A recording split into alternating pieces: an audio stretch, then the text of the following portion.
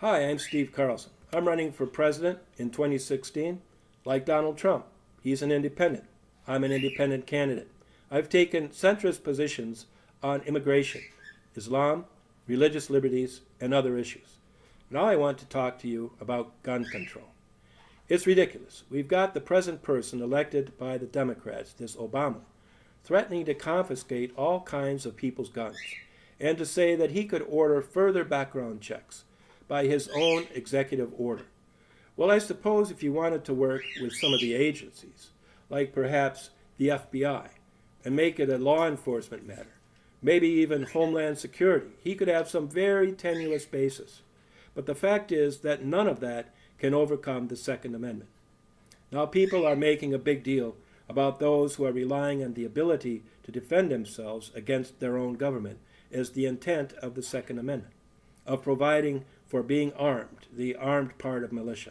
A lot of Americans are armed.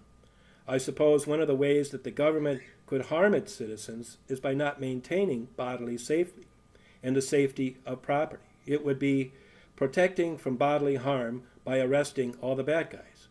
So obviously, there's always been an element of self-defense. And certainly, nobody wants to take away the right of self-defense.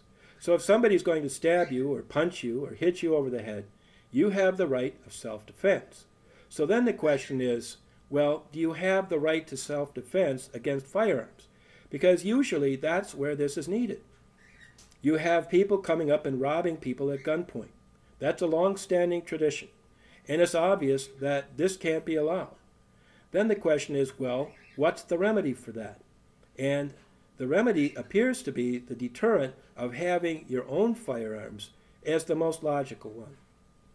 And in fact, George Washington apparently did make the statement about people having to have guns against their own government. Well, this is really an interesting statement because George Washington himself worked for the British government. That was his own government. And in the end, because they oppressed the colonists so badly, he's got a whole list of complaints that he presented to the colonel he worked for. They ended up using those guns as part of the American Revolution.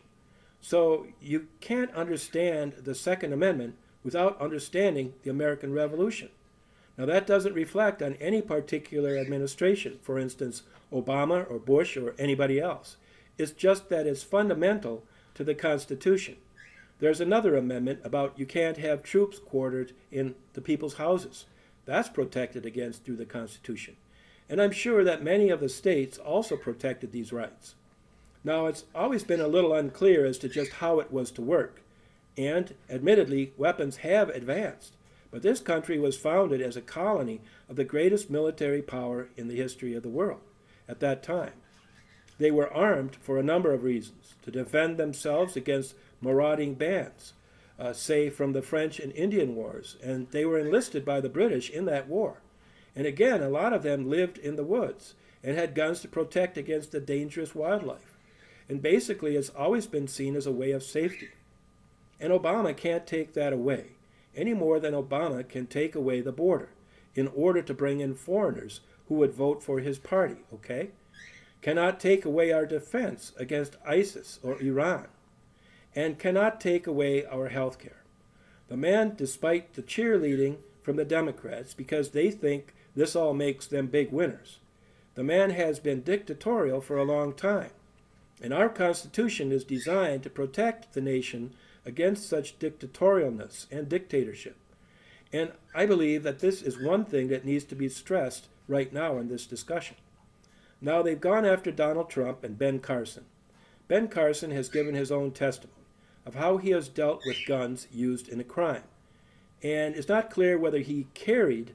In some cases, he urges people to defend themselves, and in other cases, he's talked about how he has prevented bloodshed when a gun was used to threaten him and others in a robbery.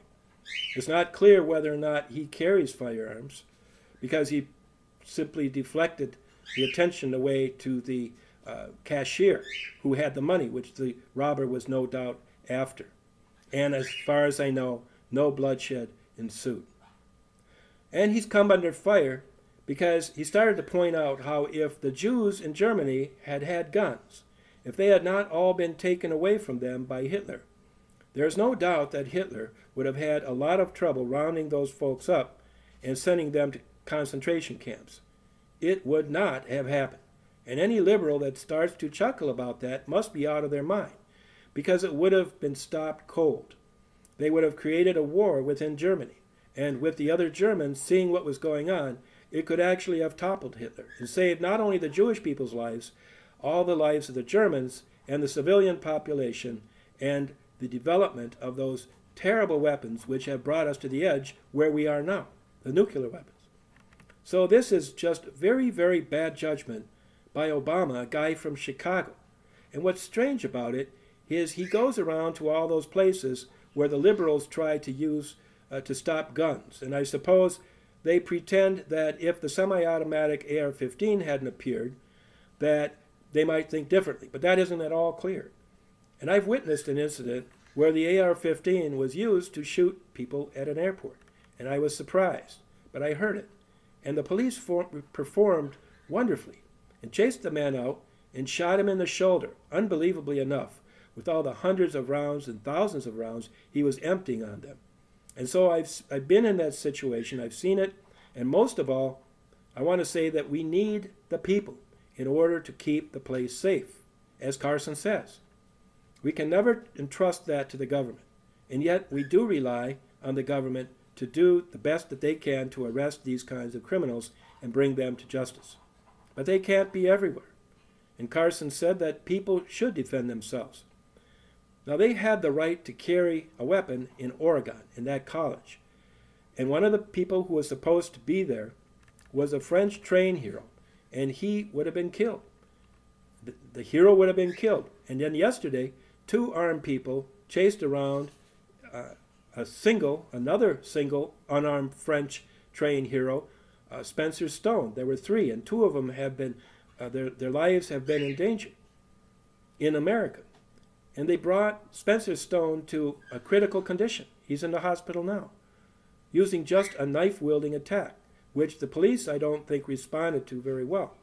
They have yet to apprehend the people who did this, and they should be talking about that we need to protect people in the fight against terrorism here in the United States. That's what it's really coming down to. So I think that looking at the totality, that we need to maintain the Second Amendment and to understand that it is necessary because the government may fail you. In addition to the fact that it has historically happened that governments have disarmed the population and attacked them. And it seems like every time that we talk about this issue, there's little insinuations, like the hyper-political people like to do with these snide remarks in the press that, oh, you must be saying that Obama's going to come out and take over the states. And then you get a little sneer about how racist that is. Well, we've had instances where Barack Obama has riled up insurrection to attack the police, kill police. History will look at this as very unprincipled leadership, as I do now, and so many voters do. But we are still left with our responsibilities, not only to defend ourselves, if need be, with arms, but now to defend that very right.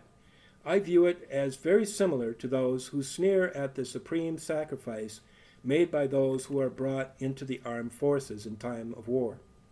And everybody likes to think, oh, I'm a hero, I do the same thing, I could be commander-in-chief.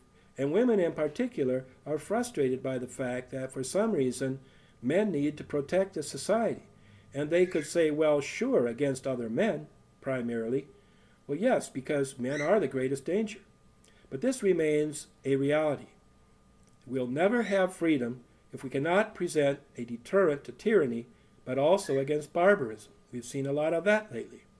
And against chaos and violent anarchy, those who are displeased for some reason or another with society, and somehow have become motivated not to work for change in society, but to attack it. And so we're at the point, as I see it, where all the candidates have to take a stand on this. Now, Hillary has said she wants to take people's guns away. Well, sure, she already took away our security by using her own private email to handle classified information about very armed and dangerous people all around the world. It's a good example of how she doesn't get it. That yes, we can have freedom, you can have a good life, yes, you can run for president, Hillary Clinton, but you cannot behave so foolishly that you put our very safety at risk. And the same must be said for all of the candidates, Democratic or Republican, who want to attack this right, the Second Amendment.